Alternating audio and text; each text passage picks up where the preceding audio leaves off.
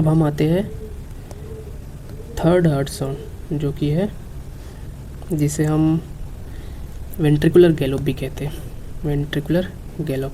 ठीक है, अब ये क्यों होता है? Due to rapid ventricular filling, इसकी वजह से हमें थर्ड हार्ट साउंड सुनाई देता है। अब हमें ये पहले ही मैंने बता रखा है, थर्ड हार्ट साउंड जो है वो फिजियोलॉजिकल भी हो सकता है और पैथोलॉजिकल, दोनों कंडीशन में ये सुनाई देता है। ठीक है, अब हम इसके कैरेक्टरिस्टिक्स के बारे में आते हैं। तो जो इसका फ्रीक्वेंसी है वो लो रहता है। ठीक है, अब बेस्ट हर्ड एट, अब ये हमें कहाँ पे सुनाई देता है? तो जो थर्ड हार्ट साउंड है ये हमें सुनाई देता है एपेक्स पे, best heard at the apex of heart and with the help of bell of stethoscope,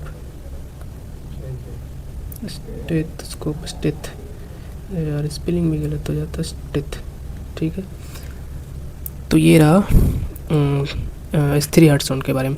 अब फिजियोलॉजिकल, अभी हमने डिस्कस किया कि जो S3 हार्ट साउंड है वो physiological as well as pathological दोनों कंडीशन में सुनाई देगा। तो फिजियोलॉजिकल चिल्ड्रेंस में, एथलीट्स में एंड प्रेग्नेंट वुमेन में ये फिजियोलॉजिकल होता है। और पैथोलॉजिकल कंडीशन जैसे किसी को थायरोटॉक्सिकोसिस है, या फिर पल्मोनरी हाइपरटेंशन हो, या फिर लेफ्ट वेंट्रिकुलर फेलर हो, राइट हैंड वेंट्रिकुलर फेलर, इन कंडीशन में पैथोलॉजिकली S3 हार्ट साउंड सुनाई देता है। अब हम आते हैं लास्ट, जो कि पैथोलॉजिकल है, हमेशा ही पैथोलॉजिकल होता है, इसलिए मैंने इसे रेड से लिखा है। अभी इसमें लिख देता हूँ मैं, ऑलवेज पैथोलॉजिकल। ठीक है, अब हम क्या कहते हैं? एट्रियल गैलप भी कहते हैं। अब ये क्यों होता है? Due to rapid forceful emptying of the atrium into the stiff ventricle, यानी जब वेंट्रिकल स्टिफ होता है उस कंडीशन में हमें इस 4 हार्ट साउंड सुनाई देता है। अब हम इसके कैरेक्टरिस्टिक्स में आते हैं। तो इसका कैरेक्टरिस्टिक्स फ्रीक्वेंसी क्या है? लो है, सॉफ्ट है।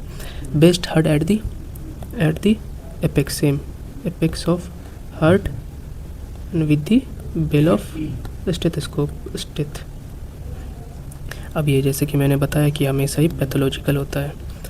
अब किन किन कंडीशन में ये सुनाई देगा? जो 4th हार्ट साउंड है, सबसे पहले तो हाइपरटेंशन में, किसी को इस्केमिक हार्ट डिजीज़ है, अनीमिया है, या फिर थायरोटॉक्सिकोसिस है, इन कंडीशन में इस 4 हार्ट साउंड सुनाई देगा। तो ये रहा हार्ट साउंड के बारे में।